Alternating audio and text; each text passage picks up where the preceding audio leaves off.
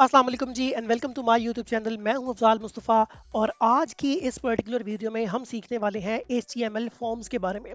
HTML forms क्या होते हैं? आपने अक्सर नोट किया होगा कि अगर हम कभी किसी इंस्टीट्यूट में जाते हैं, किसी सरकारी दफ्तर में जाते हैं, किसी इंक्वायरी के लिए या किसी एजुकेशनल इंस्टीट्यूट में जाते हैं एडमिशन के लिए, तो वहाँ पर हमें एक पीस ऑफ पेपर दिया जाता है और कहा जाता है कि इसके ऊपर जो इन्फॉर्मेशन आपसे मांगी गई है वो पुट कर दे और पुट करने के बाद इस पेपर को सबमिट करवाएं। तो बाकी कार्रवाई जो है, बाकी प्रोसीडिंग जो है वो बाद में की जाती है। तो वो पीस ऑफ पेपर जो है बेसिकली वो एक फॉर्म हुआ करता है, एक फिजिकल फॉर्म या एक हार्ड फॉर्म हुआ करता है। इसी तरह हमें हमारी वेबसाइट के ऊपर जो हमारे विजिटर्स हैं, जो हमारे यूज़र्स हैं वेबसाइट के, उनसे कुछ इन्फॉर्मेशन सम टाइम जो है वो रिक्वायर होती है। तो उस रिक्वायरमेंट को पूरा करने के लिए हम एक फॉर्म का इस्तेमाल करते हैं हमारी वेबसाइट के ऊपर।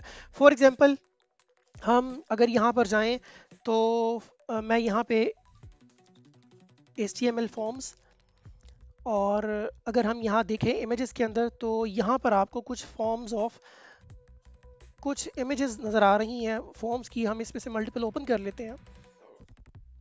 तो ये देखें, एक बेसिक सा HTML फॉर्म जो है वो आपको यहाँ पे नज़र आ रहा है। उसके अंदर कुछ इनपुट फील्ड्स हैं, कुछ एक दो बटन हैं। इसी तरह अगर हम इस फॉर्म पे जाएं तो यहाँ पर भी एक बेसिक सा फॉर्म जो है वो हमें नज़र आ रहा है।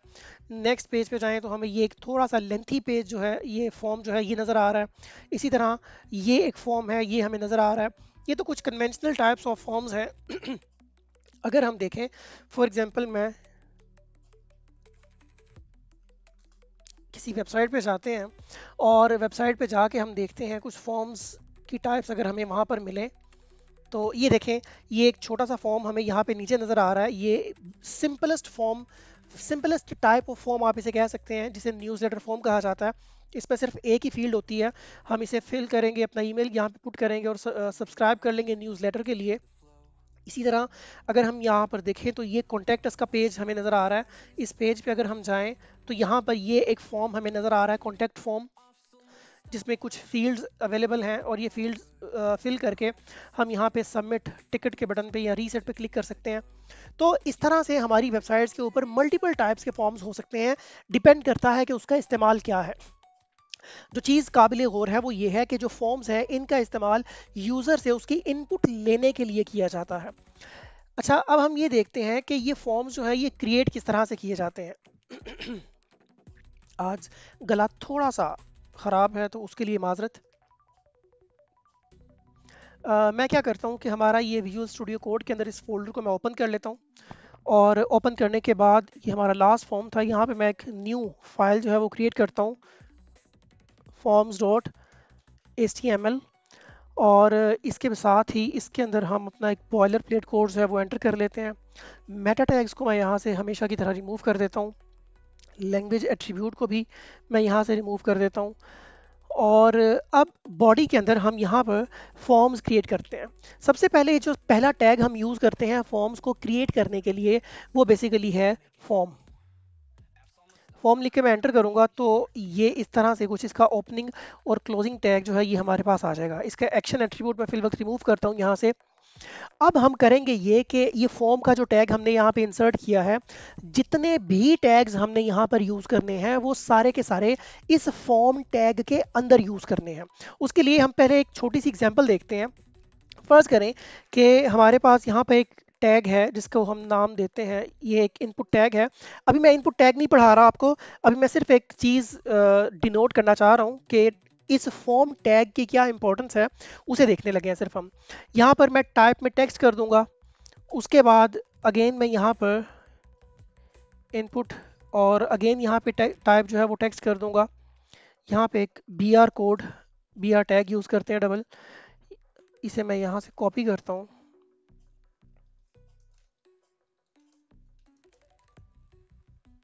और यहाँ पर भी यूज़ कर लेता हूँ, और यहाँ नीचे एक इनपुट टाइप सबमिट क्रिएट कर लेता हूँ।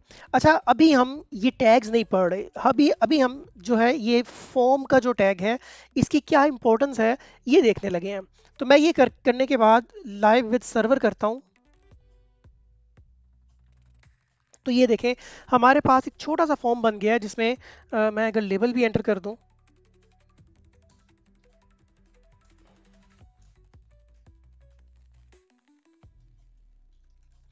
यूज़र नेम, और यहाँ पर एक और लेबल एंटर कर दूँ अगर मैं, और इसे नाम दें हम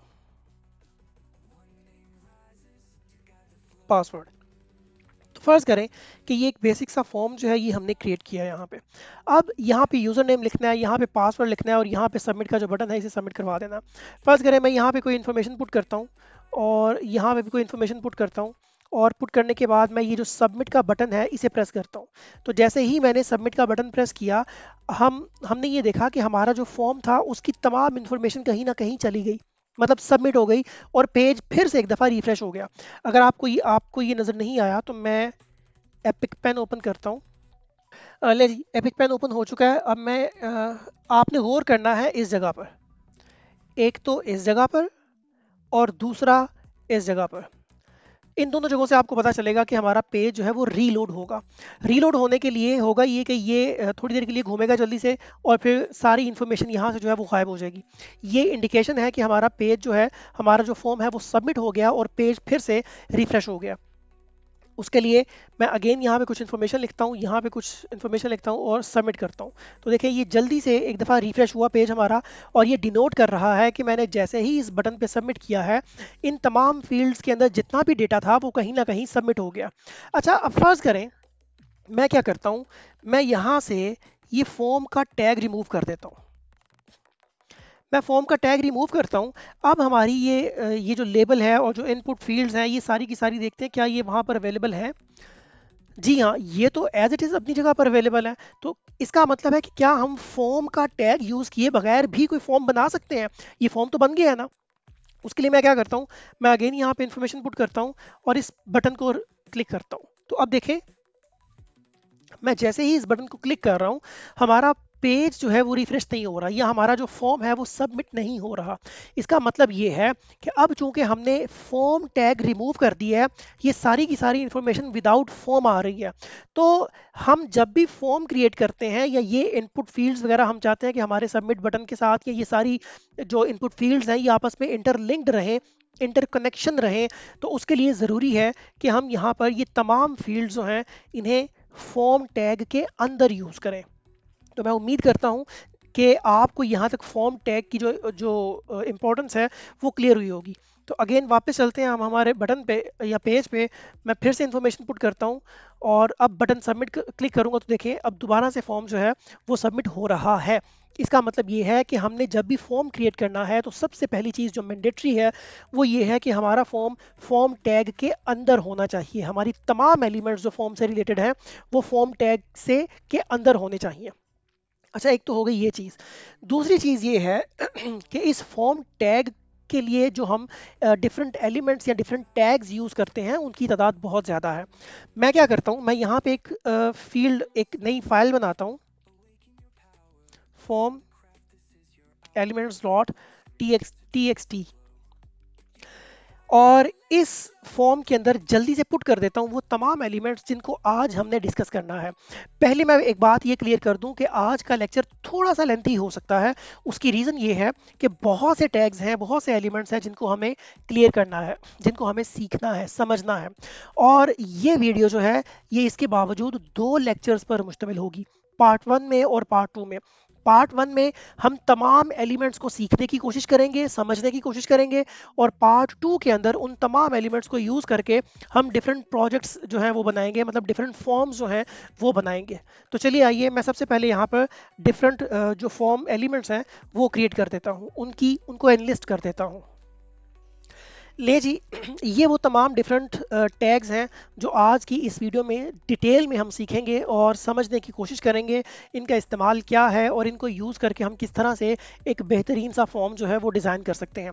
इसमें से अब ये जो इनपुट फॉर्म फील्ड है, इनपुट टैग है, ये अगेन बहुत सी टाइप्स पर मुश्तमिल है। मतलब फॉर्म एक ही टाइप है, लेबल एक ही टाइप है, सिलेक्ट एक ही टाइप है, ऑप्शन, ऑप्ट, ग्रुप, ये सारी इन सब की तो एक एक ही टाइप है। लेकिन जो इनपुट फील्ड है, इनपुट टाइप है, इसकी टाइप्स बहुत ज़्यादा हैं।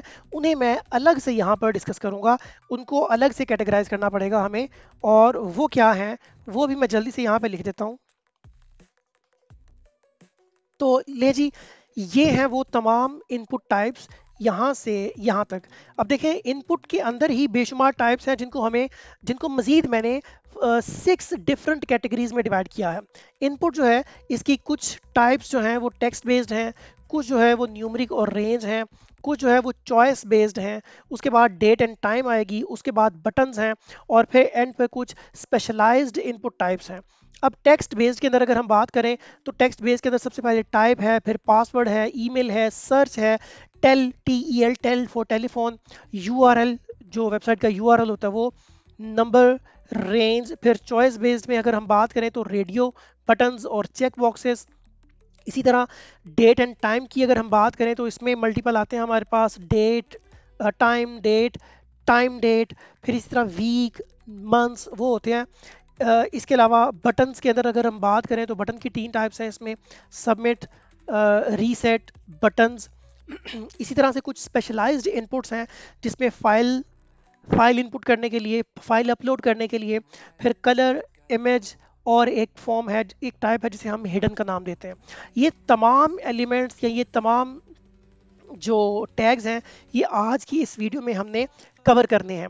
इसी वजह से मैंने आपसे पहले कहा कि आज की वीडियो थोड़ी सी लेंथी हो सकती है, लेकिन ये मुश्किल नहीं है, ये इंतहाई आसान है। बस आपको एक दफ़ा इनको गो थ्रू करना लाजमी है ताकि जब आप फॉर्म क्रिएट करने लगे तो आपके माइंड में ये इमेज क्लियर हो कि कौन सा काम किस टैग से हो सकता है। तो चलिए आइए अब हम शुरू करते हैं हमारे फॉर्म क्रिएट करना नहीं, हम इन तमाम चीज़ों को सीखना शुरू करते हैं। सबसे पहले मैं इन तमाम को यहाँ से एक दफ़ा रिमूव करता हूँ, और सबसे पहले हम क्या करेंगे, हम एक फॉर्म का टैग जो है वो बनाएंगे। उसके अंदर अब सबसे पहली चीज़ जो हम क्रिएट करते हैं वो है, बल्कि मैं पहले इनपुट लूँगा यहाँ पे, इनपुट। अब इनपुट लिख के जैसे ही मैंने एंटर किया तो देखें यहाँ पे एक टाइप एट्रीब्यूट आ गया। ये टाइप एट्रीब्यूट क्या है, वो तमाम चीज़ें जो हमने यहाँ पर लिखी हैं ये सारी इसकी टाइप्स हैं, ये सारी इसकी टाइप्स हैं, या यूँ कह लीजिए कि यहाँ से यहाँ तक ये सारी टाइप्स हैं। इन टाइप्स को हमने डिफरेंट कैटेगरीज में डिवाइड किया है जो यहाँ पर आप देख रहे हैं। अच्छा, अब ये जो टाइप टेक्स्ट है ये क्या करती है, ये हमारे फॉर्म के अंदर एक टेक्स्ट इनपुट फील्ड जो है वो क्रिएट करती है। टेक्स्ट इनपुट फील्ड कैसी नज़र आती है, मैं इसको ओपन विद लाइव सर्वर करता हूँ तो ये देखें, ये हमारे पास एक टेक्स्ट फील्ड जो है ये बन चुकी है। इसके अंदर हम डिफरेंट टाइप का जो टेक्स्ट है वो इंसर्ट कर सकते हैं। ठीक है, आप इसके अंदर कुछ भी लिख सकते हैं। आप इसको पासवर्ड के लिए इनपुट फील्ड लॉगिन के लिए, यूज़र नेम के लिए, और कुछ भी टेक्स्ट इनपुट लेने के लिए क्लाइंट से वो यूज़ कर सकते हैं। नॉर्मली होता ये है कि हम जब भी किसी इनपुट के अंदर कोई चीज़ फिल करना चाहते हैं तो पहले हमें उसको फोकस करना पड़ता है। फोकस करने का मतलब ये है कि मैं जब इस पर क्लिक करूंगा तो आप देख रहे हैं कि इसका एक बॉर्डर जो है वो थिक हो गया पहले से। ये बॉर्डर का थिक हो जाना इस चीज़ की निशानदही है कि हमारी ये फील्ड इस वक्त फोकस्ड है। अब हम जो भी टाइप करेंगे वो इसके अंदर लिखा जाएगा। अगर मैं किसी स्क्रीन में किसी और जगह पर जाके क्लिक कर दूँ, अब मैं कुछ भी प्रेस करूं तो वो वहाँ पे लिखा नहीं जाएगा। इसलिए ज़रूरी है कि ये फील्ड पहले फोकस होनी चाहिए। अच्छा, ये बड़ी मामूली सी बात थी तो मैंने इसको डिस्कस क्यों किया, अभी सामने आएगी इसके रीज़न। अच्छा, एक चीज़ हो गई ये, लेकिन हम ये देखते हैं कि अक्सर हमारी कोई भी इनपुट फील्ड जो होती है उससे पहले उसका नाम लिखा हुआ आता है हमारे सामने, जिसे हम टेक्निकल फॉर्म में लेबल का नाम देते हैं। तो वो लेबल हम कैसे क्रिएट करते हैं, मैं इस इनपुट फील्ड से पहले जाके एक टैग यूज़ करूँगा, लेबल का टैग यूज़ करूँगा। अब इस लेबल के टैग के अंदर मैं कुछ भी लिखूँगा, फॉर एग्जाम्पल यूज़र नेम, मैंने लिखा यूज़र नेम। अब मैं फिल वक्त यहाँ से इस एट्रीब्यूट को रिमूव करता हूँ। अच्छा, मैंने लिखा यूज़र नेम लेबल के अंदर, और वापस चलते हैं तो देखें यहाँ पे यूज़र नेम लिखा हुआ आ गया। अब ये यूज़र नेम इस फील्ड के लिए है, लेकिन यहाँ पे एक बहुत ही मेजर और बहुत इंपॉर्टेंट कॉन्सेप्ट है जो सीखना ज़रूरी है। देखें, होता ये है कि समटाइम अभी तो ये फील्ड काफ़ी बड़े साइज़ की है और हमारी स्क्रीन भी बड़े साइज़ की है, तो हमें इसको फोकस करना बहुत आसान है। सम टाइम होता ये है कि हमारी कुछ इनपुट फील्ड्स ऐसी रहती हैं जो साइज़ में बहुत छोटी होती हैं, और जैसे कि रेडियो बटन, अभी हम आगे चल के रेडियो बटन बनाएंगे तो फिर वहाँ पे क्लियर होगा कि वो फील्ड, इनपुट फील्ड जो है वो काफ़ी छोटी होती है। तो और अगर हम उसको मोबाइल डिवाइस पे ओपन कर लें तो अगेन वो बहुत छोटे साइज़ में आ जाती है। तो उसको फोकस करना, चूँकि उस पर क्लिक करना मुश्किल है, इसलिए उसको फोकस में लाना भी मुश्किल रहता है। तो इसलिए होना ये चाहिए कि मैं अगर इस यूज़र नेम पे क्लिक करूं, तो मैं ये चाहता हूं कि मैं अगर इस यूज़र नेम पे क्लिक करूं तो मेरी ये फील्ड फोकस हो जाए। उसके लिए हम क्या करते हैं उसके लिए हम चलते हैं यहाँ पर हमारे इस लेबल फॉर्म के अंदर, और इस लेबल के अंदर हम एक एट्रीब्यूट यूज़ करते हैं फोर का। फोर एट्रीब्यूट यूज़ करके लिख के अब इसके अंदर मुझे कोई ना कोई वैल्यू असाइन करनी है। उस वैल्यू को असाइन करने के बाद फॉर एग्जांपल मैंने यहाँ लिख दिया यूज़र नेम, मैंने स्मॉल अल्फ़ाबेट में लिखा। अब वापस चलते हैं और पेज को एक दफ़ा रिफ्रेश करता हूँ, तो अब भी अगर मैं इस इनपुट फील्ड पे क्लिक करूं तब तो ये फोकस हो रही है और इसमें लिखा जा रहा है, लेकिन अगर मैं यूज़र नेम पे क्लिक करूं तो फोकस तो ये अभी भी नहीं हो रही। इसकी रीज़न क्या है? उसकी रीज़न ये है कि हमने इस यूज़र नेम को, इस लेबल को क्रिएट तो कर लिया है, इसके अंदर हमने जो फोर का एट्रीब्यूट था वो यूज़ भी कर लिया है, लेकिन इसे हमने कॉन्टेक्ट नहीं किया या कनेक्ट नहीं किया, सॉरी, और मैप नहीं किया हमारी इस इनपुट फील्ड के साथ।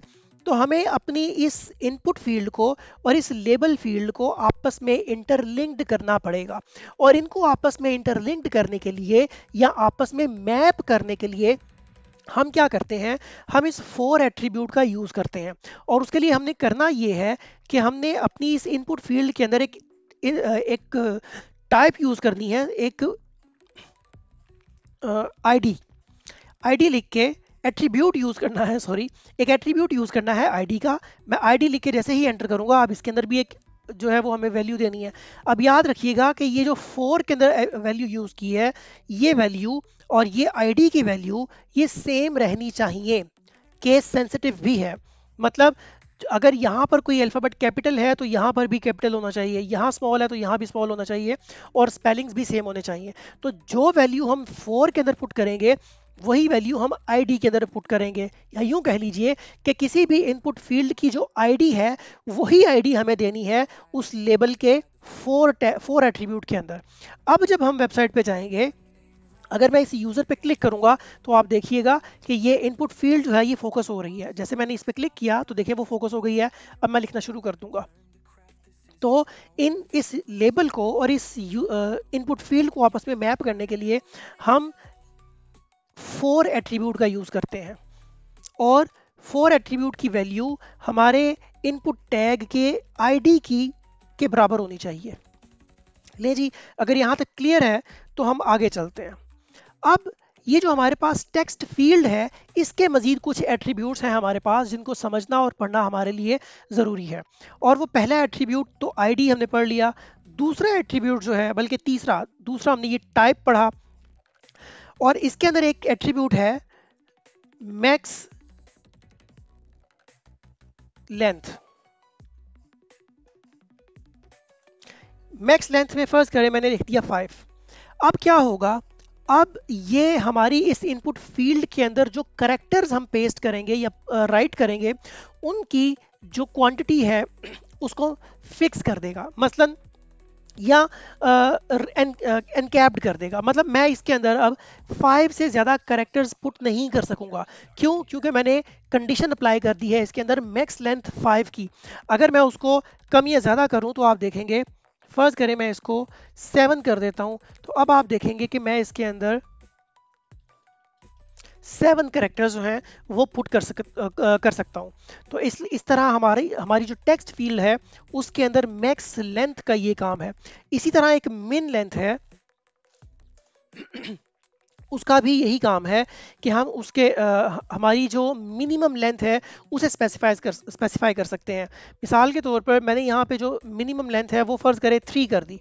जब मैंने 3 की तो अब अगर मैं यहाँ पर 3 से कम कैरेक्टर्स लिख के एंटर करूँगा तो हमारा फॉर्म जो है वो सबमिट नहीं होगा। लेकिन उसके लिए हमें पहले यहाँ पे एक बटन क्रिएट करना है। फर्ज करें मैंने यहाँ पर एक इनपुट फील्ड ली है, और इस इनपुट फील्ड के अंदर ये जो टाइप है, इस टाइप को टेक्स्ट की बजाय अगर मैं सबमिट कर दूं,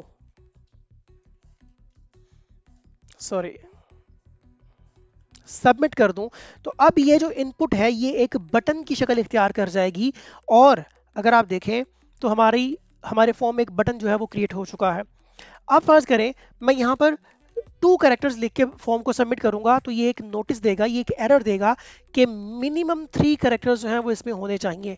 मैं एक कैरेक्टर और ऐड कर दूंगा इसके अंदर, अब पेज इस फॉर्म को सबमिट करूंगा तो ये सबमिट होगा। इसका मतलब है कि मिनिमम लेंथ जो है या मिन लेंथ का जो एट्रीब्यूट है वो मिनिमम लेंथ को डिनोट करता है, और उससे कम वैल्यू अगर होगी, उससे कम कैरेक्टर्स अगर हम ऐड करेंगे तो वो फॉर्म सबमिट नहीं होगा। वो हमारी जो वैल्यू है इनपुट फील्ड की वो इनवैलिड समझी जाएगी, और जो मैक्सिमम लेंथ है वो मैक्स नंबर को कंट्रोल करती है। इसके बाद एक और वैल्यू यहाँ पर आती है जिसे हम नाम देते हैं प्लेस होल्डर का। प्लेस होल्डर क्या है? आपने अक्सर देखा होगा कि ये जो इनपुट फील्ड्स हैं, इन फील्ड्स के अंदर पहले से ही कोई वैल्यू डिफाइन की गई होती है, जो कि यूज़र को यूज़र की रहनुमाई के लिए हम करते हैं कि जब यूज़र यहाँ पर आए तो उसको पता हो कि मैंने यहाँ पर क्या फील्ड, इस फील्ड में क्या लिखना है और क्या नहीं लिखना। मिसाल के तौर पे मैं लिख देता हूँ right your user name here. अब आप देखेंगे कि हमारी इस फील्ड के अंदर वही टेक्स्ट जो हमने वहां लिखा था वो यहाँ लिखा हुआ आ गया, लेकिन ये फेडेड है। अब मैं जैसे ही इस फील्ड में कुछ लिखना शुरू करूंगा तो वो जो प्लेस होल्डर के अंदर वैल्यू लिखी गई थी वो यहाँ से रिमूव हो जाएगी, ऑटोमेटिकली रिमूव हो जाएगी। मैं इसको रिमूव करूंगा, एम्प्टी करूंगा इस फील्ड को, तो वो वैल्यू वापस आ जाएगी। ये वैल्यू जो है ये सबमिट नहीं हो सकती। मतलब ऐसा नहीं है कि मैं इसको ब्लैंक रख के इस बटन को सबमिट कर दूं तो ये जो इसके अंदर लिखा हुआ है वो कंसीडर हो जाएगा, वो यहाँ पे कंसीडर नहीं होगा। ये सिर्फ और सिर्फ यूज़र की रहनुमाई के लिए है ताकि यूज़र को पता चल सके कि यहाँ पर हमने क्या लिखा है। इसके बाद अगली एक वैल्यू जो है, अगला एक एट्रीब्यूट जो है वो है वैल्यू। ये वैल्यू क्या है? फर्ज करें मैं यहाँ लिख देता हूँ यूज़र। अब क्या होगा? अब ये प्लेस होल्डर को मैं यहां से रिमूव कर देता हूं थोड़ी देर के लिए। अब देखें, जब हमने प्लेस होल्डर एंटर किया था तो उस वक्त वो वैल्यू फेडेड आ रही थी और वो कंसीडर नहीं हो रही थी, लेकिन अब जो हमने वैल्यू लिखी है यूजर, ये वैल्यू यहाँ पर लिखी हुई आएगी जो हमने वैल्यू के अंदर लिखी है, और ये कंसीडरेबल वैल्यू है। मतलब इसको हम रिमूव भी कर सकते हैं, और अगर हम इसे रिमूव ना करें तो ये बाय डिफॉल्ट इस फील्ड के अंदर लिखी हुई आएगी, और अगर हम इसको सबमिट करवा दें तो ये सबमिट भी हो जाएगी। तो ये प्री डिफाइंड वैल्यूज़ के लिए समटाइम हमें ज़रूरत होती है कि हम कुछ वैल्यूज़ को प्री डिफाइंड रखें, तो उसके लिए ये वैल्यूज़ आती हैं। अच्छा, इसके बाद एक और वैल्यू है, मैं इसको भी यहाँ से रिमूव करूँ, और एक और वैल्यू यहाँ पर एक और एट्रीब्यूट आता है रीड ओनली के नाम से। अब ये रीड ओनली क्या है? रीड ओनली का टाइप अगर हम किसी जगह पर ये लगा दें, और फर्ज करें मैंने यहाँ पे वैल्यू एट्रीब्यूट भी यूज़ किया है और इसमें मैंने लिख दिया है यूज़र अगेन। अब फर्ज करें मैं अगर अपने इस फॉर्म पे जाऊं तो मैं इस वैल्यू को चेंज नहीं कर सकता क्योंकि मैंने इसको रीड ओनली कर दिया है। रीड ओनली जो है ये एक बूलियन एट्रीब्यूट है। बूलियन एट्रीब्यूट ये है कि इसकी वैल्यू कुछ नहीं होती, अगर हम इसको लिखेंगे तो ये परफॉर्म करेगा, नहीं लिखेंगे तो ये परफॉर्म नहीं करेगा। तो इसी तरह से अब होगा ये कि जो प्री डिफाइंड वैल्यू होगी इसके अंदर, हम उसको उस वैल्यू को चेंज नहीं कर सकते। अगर प्री डिफाइंड वैल्यू नहीं होगी तो क्या होगा? देखिए, फर्ज करें मैंने इसको रिमूव कर दिया, अब यहाँ पर ना तो वैल्यू है और ना ही हम इसमें वैल्यू ऐड कर सकते हैं। हम यहाँ पे कोई भी इनपुट नहीं कर सकते। क्यों? क्योंकि अब ये फील्ड सिर्फ और सिर्फ रीड ओनली है। तो यहाँ तक तो थी वैल्यू इन एट्रीब्यूट्स की कि ये एट्रीब्यूट्स जो हैं ये क्या काम करते हैं। इसके बाद हम चलते हैं हमारी नेक्स्ट वैल्यू की तरफ। मैं इसको सारी को यहाँ से एक दफ़ा इनपुट टाइप टेक्स्ट करता हूँ, और टेक्स्ट करने के बाद मैं इसको आईडी दे देता हूँ, आईडी यूज़र नेम, जो कि हमने पहले ऊपर लेबल के अंदर डिफाइन की है। अब फर्ज करें मैं यहाँ पर एक और इनपुट फील्ड यूज़ करता हूँ और इसको मैं नाम दे देता हूँ पासवर्ड का। अब पासवर्ड फील्ड जो है, फर्ज करें मैं वापस जाऊँ अपने इसके अंदर, तो देखिए अब हमारे पास यूज़र नेम के साथ एक फील्ड आ चुकी है पासवर्ड। अब ये जो पासवर्ड फील्ड है इसके अंदर हम कुछ भी लिखेंगे तो वो स्टेरिक्स में या डॉट्स की फॉर्म में आएगा। अब मुझे इसके साथ भी लेबल ऐड करना है, तो मैं यहाँ पर आऊँगा और इस पासवर्ड के साथ भी लेबल का एट्रीब्यूट जो है वो ऐड कर दूंगा। अगेन हम यहाँ पर जाएं, इसे रिफ्रेश करें। सॉरी, लेबल में हमने पुट कुछ नहीं किया, लेबल के अंदर मैं यहाँ लिख दूंगा पासवर्ड, तो ये लेबल यहाँ पे पासवर्ड के साथ आ जाएगा। अब अगेन मैं चाहता हूँ कि मैं अगर पासवर्ड पे क्लिक करूँ तो मेरी ये जो पासवर्ड की फील्ड है ये फोकस हो जाए। तो उसके लिए हमें अगेन क्या करना है, मुझे अगेन वही काम करना पड़ेगा कि इस इनपुट के अंदर ये जो लेबल इनपुट है इसको फर्ज करें, पहले मैं इसे इनपुट फील्ड को एक आईडी दूंगा, आईडी, और पास फर्ज करें मैंने इसको पास आईडी दे दी। मैं इसे कॉपी कर लेता हूँ और ये 4 के अंदर जाके इसी फील्ड को मैं इसी वैल्यू को कॉपी पेस्ट कर दूंगा। जैसे ही पेस्ट करूंगा तो आप देखें कि हमारे इस वैल्यू के अंदर अब अगर मैं इसको क्लिक करता हूँ तो वो फील्ड जो है वो फोकस हो रही है। और पासवर्ड के अंदर भी हम इसी तरह से एट्रीब्यूट्स यूज़ कर सकते हैं, min length, max length, valued. वैसे वैल्यूड तो नहीं करना चाहिए क्योंकि वो पासवर्ड तो यूज़र खुद ही फिल करेगा। तो बहरहाल हम उसे मिन लेंथ, मैक्स लेंथ और वो तमाम एट्रीब्यूट्स जो हम इनपुट टेक्स्ट के लिए यूज़ करते हैं वो पासवर्ड के लिए भी यूज़ किए जा सकते हैं। अच्छा, अब दूसरी बात, ये जो हमारा फॉर्म है ये सेम लाइन में आ रहा है, मैं ये चाहता हूँ कि ये लाइंस में आए, ये डिफरेंट लाइन में आए। तो उसके लिए हम फिल वक्त ये करते हैं कि इनके दरमियान BR टैग्स जो हैं वो यूज़ कर लेते हैं। मैं यहाँ पे BR टैग यूज़ करूँगा और इसको कॉपी करके अगेन यहाँ पर भी यूज़ कर लूँगा। तो अब हमारे पास ये कुछ इस तरह से आ चुका है। अच्छा, अब देखें कि ये जो हमारा बटन है इसके कुछ एट्रीब्यूट्स को हम डिस्कस करते हैं। बटन के अंदर एक तो आ गई उसकी टाइप जो कि सबमिट कर दिया हमने। मैं ये चाहता हूँ कि मेरा जो बटन है इसके अंदर हम नेम और आईडी नॉर्मली यूज़ नहीं करते। मैं ये चाहता हूँ कि मेरा बटन जो है इसका टेक्स्ट जो है वो मैं अपनी मर्जी से रखूँ। मतलब मैं यहाँ पे कुछ और लिखना चाह रहा हूँ, ओके लिखना चाह रहा हूँ, या मैं एंटर लिखना चाह रहा हूँ, या मैं लिखना चाह रहा हूँ कुछ भी। तो उसके लिए हम क्या करते हैं, उसके लिए हम वैल्यू का एट्रीब्यूट यूज़ करते हैं। फर्ज करें मैंने यहाँ लिखना है ओके, तो मैं इस वैल्यू के अंदर ओके लिखूंगा तो अब इस बटन के अंदर ओके लिखा आएगा। ठीक है, और अच्छा ये तो हो गया यहाँ तक। अब हम डिस्कस करेंगे कि ये जो इनपुट टाइप है इसकी हमने कुछ यहाँ पे टाइप्स डिफाइन की थी, जिसमें से टेक्स्ट को हमने डिस्कस कर लिया, पासवर्ड को हमने डिस्कस कर लिया। उसके बाद जो नेक्स्ट टाइप है इसकी वो है ईमेल। ईमेल क्या करती है, इसके अंदर बिल्कुल टेक्स्ट टाइप की तरह की ही फील्ड बनती है, लेकिन वो वैलिडेट होती है ब्राउज़र के थ्रू। वो किस तरह से होती है, मिसाल के तौर पे फ़र्ज़ करें कि मैं यहाँ पर एक और फील्ड क्रिएट करता हूँ और उसको मैं नाम देता हूँ, लेबल उसका पहले रखता हूँ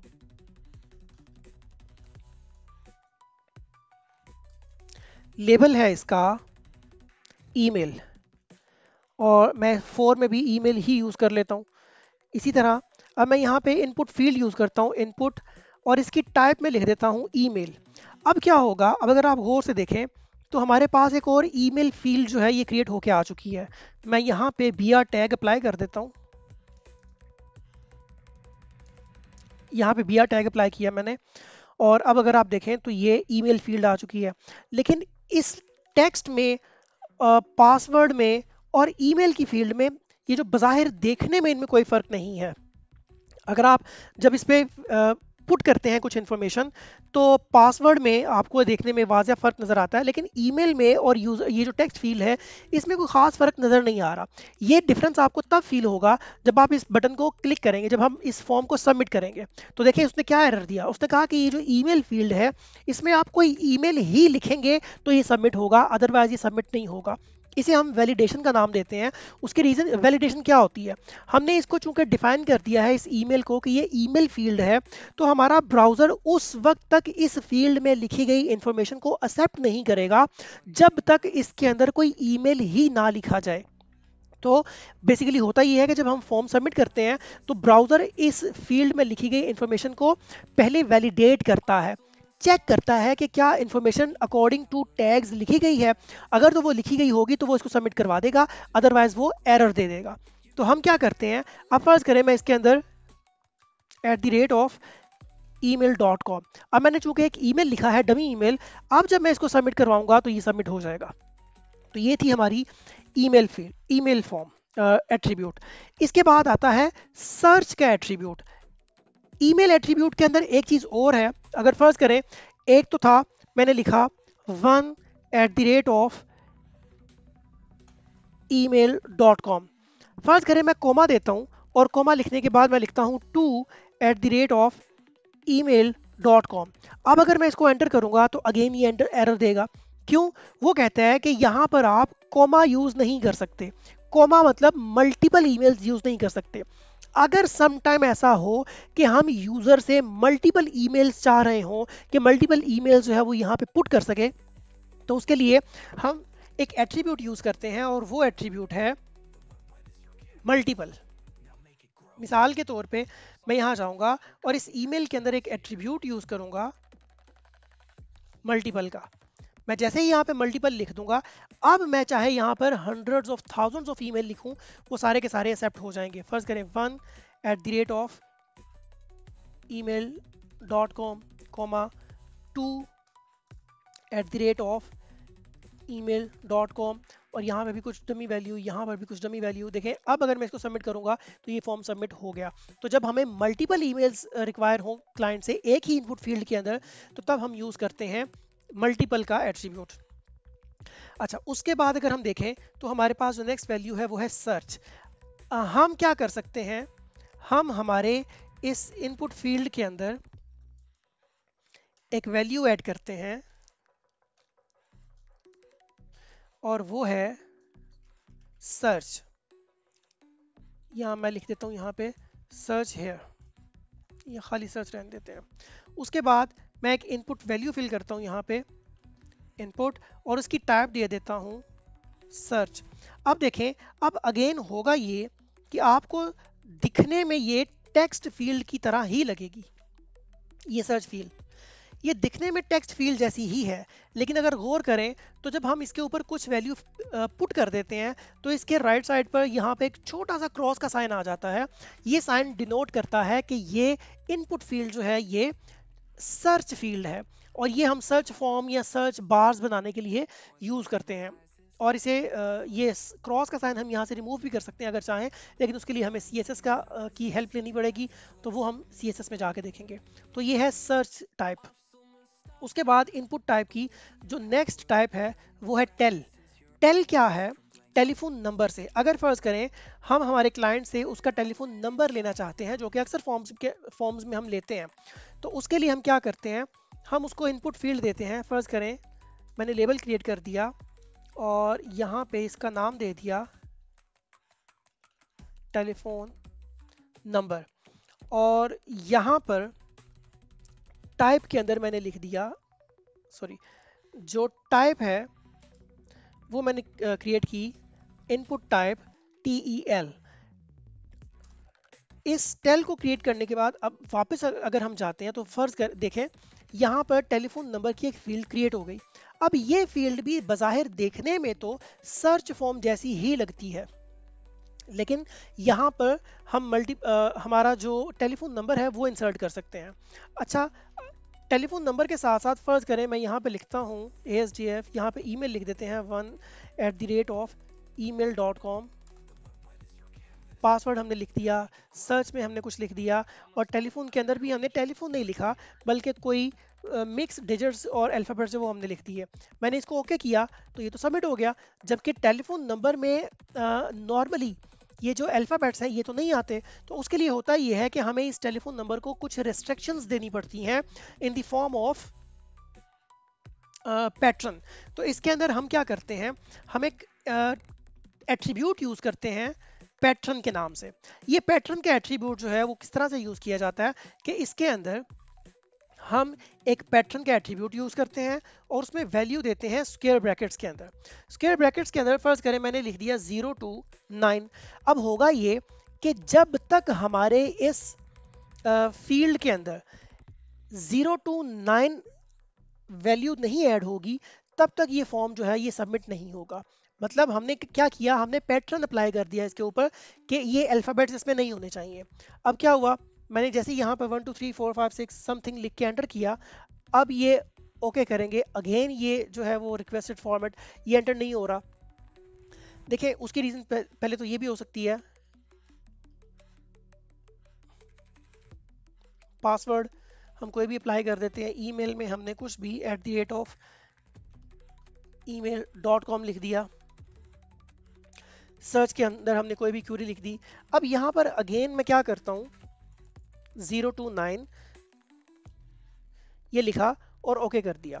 देखिए वो अभी भी कह रहा है प्लीज जो रिक्वेस्टेड फॉर्मेट है उसके साथ आए। अब ये रिक्वेस्टेड फॉर्मेट है क्या, 0 to 9, और उसके साथ हमने जो करली ब्रैकेट्स हैं वो अप्लाई की, और यहाँ पे मैंने लिख दिया 5। अब इसका मतलब क्या है वो देखते हैं। मैं गया यहाँ पर और मैंने 5 अल्फाबेट्स लिखे, ओके किया, अब ये सबमिट हो गया। तो बेसिकली जो पैटर्न है ये हमें अप्लाई करना पड़ता है इन 2 फील्ड्स के साथ। पहले हम ये अप्लाई करते हैं कि उस पैटर्न के अंदर कौन से जो कैरेक्टर्स हैं वो आ सकते हैं, अल्फाबेट्स आ सकते हैं या डिजिटल नंबर्स जो हैं वो आ सकते हैं। उसके बाद हमें ये डिनोट करना होता है कि उसके अंदर जो अल्फाबेट्स की क्वांटिटी है, जो तादाद है, वो कितनी होनी चाहिए। तो मैंने जब यहाँ पे लिख दिया 5, तो अब जब तक 5 डिजिट्स वहाँ पर नहीं लिखे जाएंगे तब तक वो फॉर्म जो है वो सबमिट नहीं होगा। इसके लिए हम क्या करते हैं, फर्ज करें अगर हमें टेलीफोन नंबर चाहिए तो हम यहाँ पे लिख देंगे 11। अब क्या होगा कि हमारा जो टेलीफोन नंबर है नॉर्मली वो 11 डिजिट्स का चूंकि हुआ करता है। अब फर्ज करें अगर मैं यहाँ पे 6 डिजिट्स लिखता हूँ, ओके करता हूँ, अगेन वो कहेगा कि ये फॉर्मेट मैच नहीं कर रहा, आपको इसे मैच फॉर्मेट के साथ अटैच करना पड़ेगा। अब ये 11 नंबर्स लिखे, ओके किया, अब ये एंटर हो जाएगा। तो ये थी हमारी टेलीफोन फील्ड। इसके बाद चलते हैं नेक्स्ट यूआरएल के ऊपर। ये जो टेक्स्ट बेस्ड इनपुट टाइप्स हैं इसमें सबसे लास्ट हमने लिखी है यूआरएल। यूआरएल क्या क्या है, जैसे ही फर्ज करें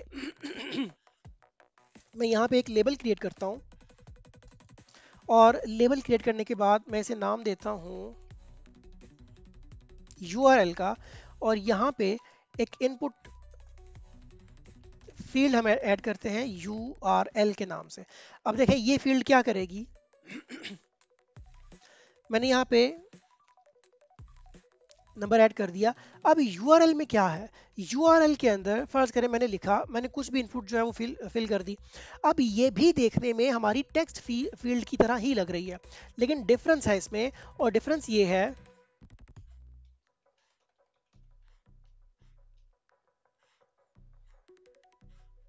अब देखें, अब इसने एरर देना शुरू कर दिया।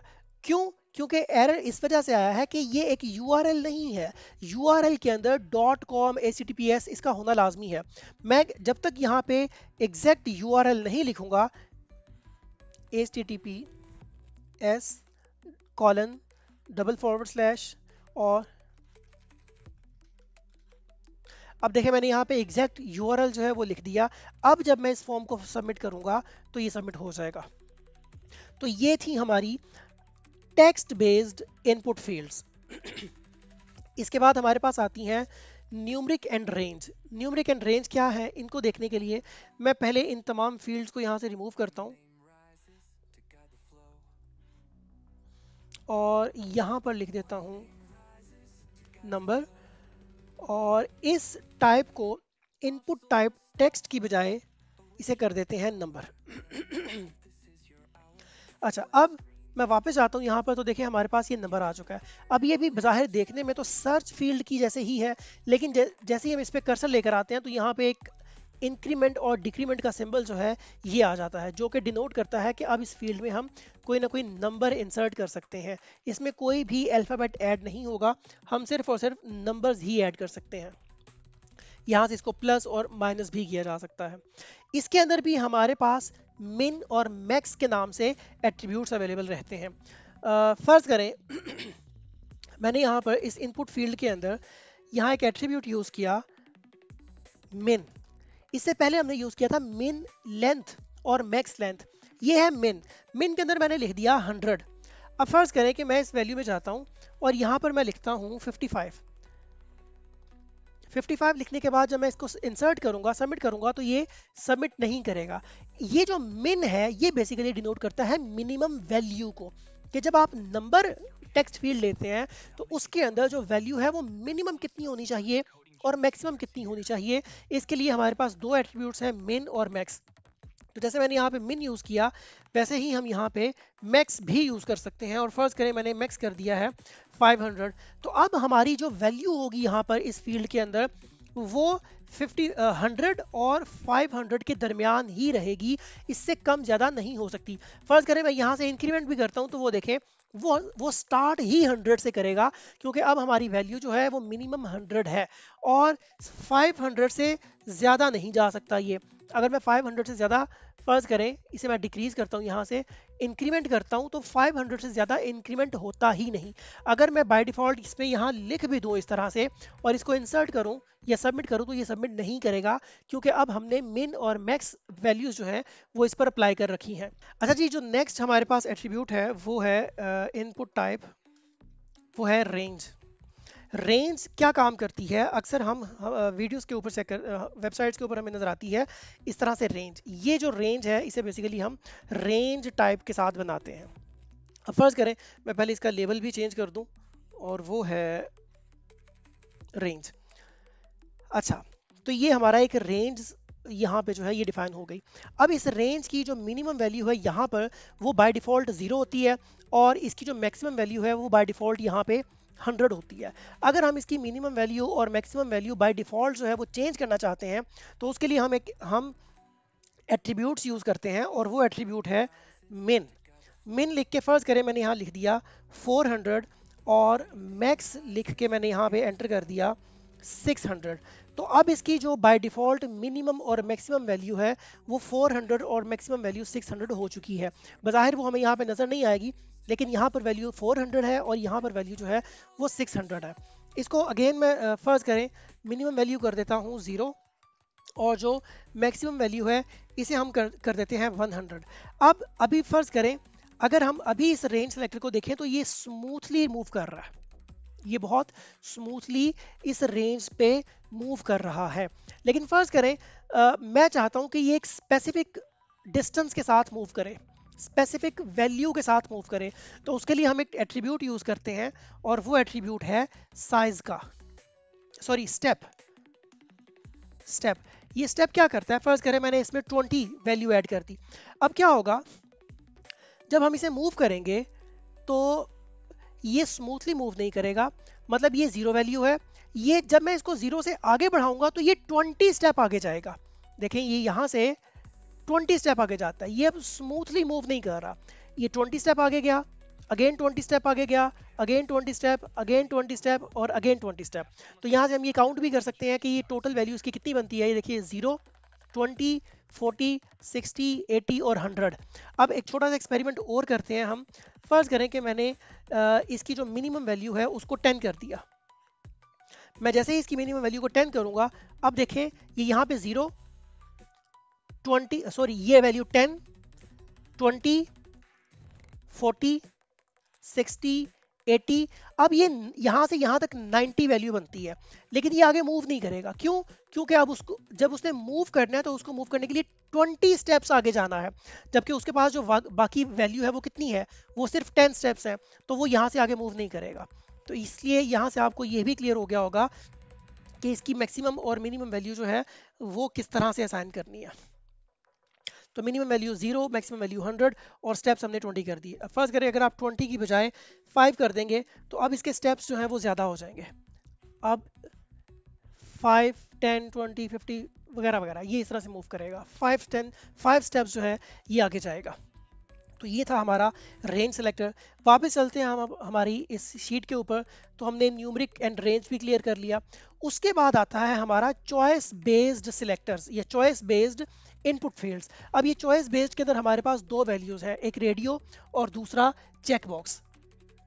रेडियो जो है, फर्ज करें ये हम किस तरह से क्रिएट करेंगे। मैं चाहता हूँ यहाँ पर इस फील्ड के अंदर मैं इसको रिमूव करता हूँ और यहाँ पे मैं लेबल क्रिएट करता हूँ। फर्ज करें मेल, यहाँ पे फॉर में मैंने लिख दिया मेल। यहाँ पर इससे पहले मैं एक पैराग्राफ पी टैग के अंदर लिख देता हूँ choose your gender. Input type हम लेंगे अब रेडियो। इस रेडियो को सिलेक्ट करने के बाद जैसे ही मैं रेडियो सेलेक्ट करूंगा तो ये देखिए हमारे पास ये रेडियो बटन आ चुका है। अब अगर गौर से देखें, मैं पहले यहाँ पे बी आर टैग भी यूज कर लूँ। अब अगर आप गौर से देखें तो मैं इस मेल पे जब क्लिक कर रहा हूं तो ये रेडियो बटन हमारा सिलेक्ट नहीं हो रहा, और यही वो रीज़न थी जो मैंने शुरू में आपको बताया था कि हमें इस लेबल को और इस इनपुट फील्ड को आपस में मैप करना है, जो कि लाजमी है। फिर मैं जाऊंगा यहाँ पर, इस रेडियो को मैं आईडी असाइन करूंगा, आईडी, और वो मैं मेल लिख दूंगा। इसी तरह इसके बाद फर्ज करें मैं एक और लेबल यहाँ पे क्रिएट करता हूँ और उसको मैं दे देता हूँ फॉर फीमेल, और यहाँ लिख देता हूँ फीमेल। इसके बाद एक इनपुट फील्ड जो है वो यहाँ पे क्रिएट कर लेते हैं और उसको भी रेडियो असाइन कर देते हैं, और इसको मैं एक आईडी देता हूँ और वो है फीमेल। अच्छा, मैं चला गया वापस पेज पे। अब देखें ये हमारा एक फॉर्म जो है उसमें रेडियो बटन जो है वो क्रिएट हो चुके हैं। अब मैं अगर मेल पे क्लिक करूं तो मेल सेलेक्ट हो रहा है, फीमेल पे क्लिक करूं तो फीमेल सेलेक्ट हो रहा है, लेकिन ये तो गलत है। होता ये है कि नॉर्मली रेडियो बटन हम उस वक्त यूज़ करते हैं जब हमने प्रोवाइडेड इंफॉर्मेशन में से कोई एक ऑप्शन सेलेक्ट करनी हो। एक से ज़्यादा ऑप्शन हम सेलेक्ट नहीं कर सकते रेडियो बटन के अंदर, या नहीं करनी चाहिए। तो उसके लिए हम क्या करेंगे, उसके लिए हम करते ये हैं कि हम हमारे अभी अभी तक तो जो काम हो रहा है वो ये है कि ये दोनों के दोनों सिलेक्टेबल हैं। अगर हम ये चाहते हैं कि इनमें से कोई एक सिलेक्ट हो और बाकी के सिलेक्ट ना हो, तो फिर उसके लिए हम क्या करते हैं, हम इन दोनों इनपुट फील्ड्स के अंदर एक एट्रीब्यूट यूज करते हैं नेम का। और फर्ज करें मैंने इस नेम के अंदर वैल्यू दे दी है जेंडर। अब यही वैल्यू मुझे दूसरे जो इनपुट फील्ड है उसके अंदर भी नेम क्रिएट करके उसे भी मुझे सेम वैल्यू देनी है। याद रखिएगा, अगर नेम की वैल्यू डिफरेंट होगी तो फिर से वो दोनों सिलेक्टेबल हो जाएंगे। अगर आप चाहते हैं कि कोई एक सिलेक्ट हो और बाकी सिलेक्ट ना हो, तो आपको इस नेम की वैल्यू सेम रखनी है तमाम रेडियो बटन्स के अंदर। तो देखिए मैंने मेल को सिलेक्ट किया, जैसे ही मैं फीमेल को सिलेक्ट करूंगा मेल डी सिलेक्ट हो जाएगा। तो इसका मतलब ये है कि हम इन दोनों में से किसी एक को ही सिलेक्ट कर सकते हैं। मैं ओके करूंगा तो पेज जो है वो सबमिट हो जाएगा। मैं इसको फिल वक्त सबमिट ही लिख देता हूँ इस पे।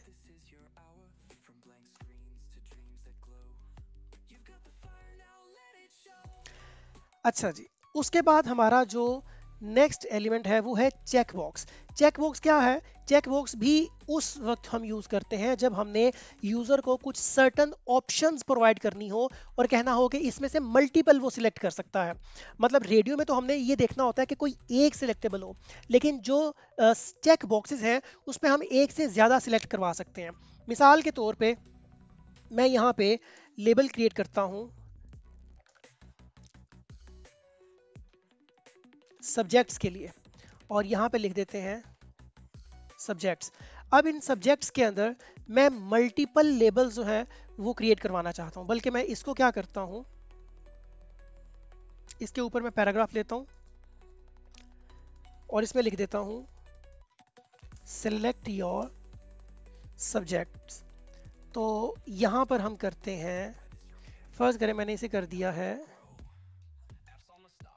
फिजिक्स। इसी को कॉपी करते हैं हम,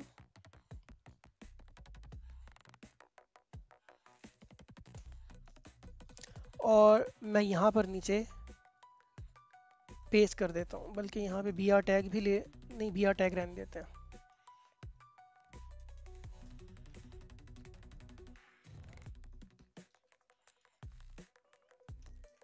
ये देखिए यहाँ पर हमने इस तरह से क्रिएट किया तो सामने हमारे इस तरह से आ गया। अब चूंकि हमने सिर्फ लेबल क्रिएट किया है, हमने इसके अंदर अपनी जो इनपुट फील्ड है वो क्रिएट नहीं की। तो अब मैं यहाँ पे चेक बॉक्स जो है वो क्रिएट करूँगा, और वो चेक बॉक्स जो है वो इस तरह से आएगा, इनपुट टाइप चेक बॉक्स। ठीक है, और अब अगर आप जाके देखें तो वो इस तरह से आ चुका है, ये फिजिक्स। इसी तरह से फिजिक्स के बाद मैं ये पैराग्राफ टैग यहाँ पे नहीं लिखूंगा, ताकि वो एक ही लाइन में आए, इस तरह से। ये फिजिक्स। उसके बाद इसे हम नाम देंगे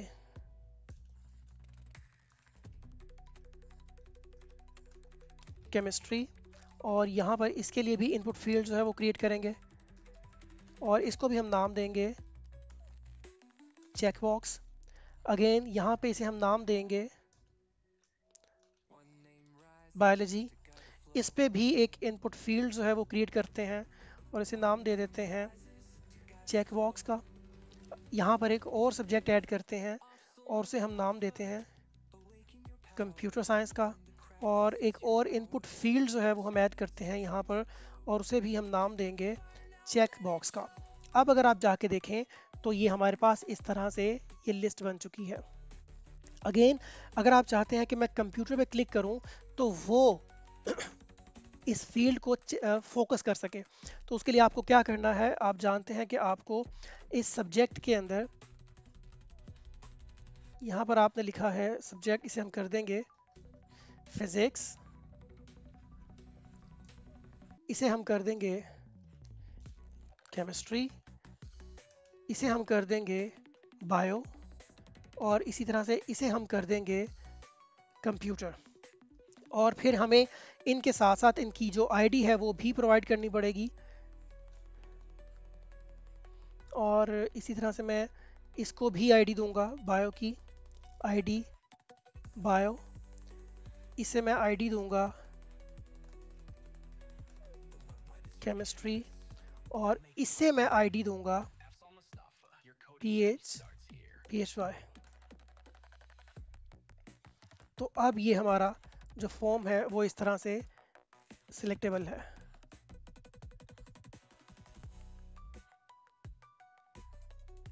तो ये है चेक बॉक्स। इसके बाद अगर हम बात करें तो नेक्स्ट है date, time, button and specialized inputs. I think lecture की लेंथ बहुत ज़्यादा हो चुकी है और मैं चाहता हूँ कि आप आज सिर्फ इन टैग्स की प्रैक्टिस करें, और इन टैग्स की प्रैक्टिस करने के बाद नेक्स्ट लेक्चर में हम बाकी के जो टैग्स हैं उनको देखेंगे, और फिर उसके बाद तीसरी वीडियो में हम जाएंगे हमारे प्रैक्टिकल की तरफ। हम वहाँ पे प्रोजेक्ट क्रिएट करेंगे और मल्टीपल फॉर्म्स जो है वो क्रिएट करेंगे। आज की वीडियो से सिर्फ इतना ही। अल्लाह हाफिज़। Mustafa, awaken your power. Learn the craft. This is your hour.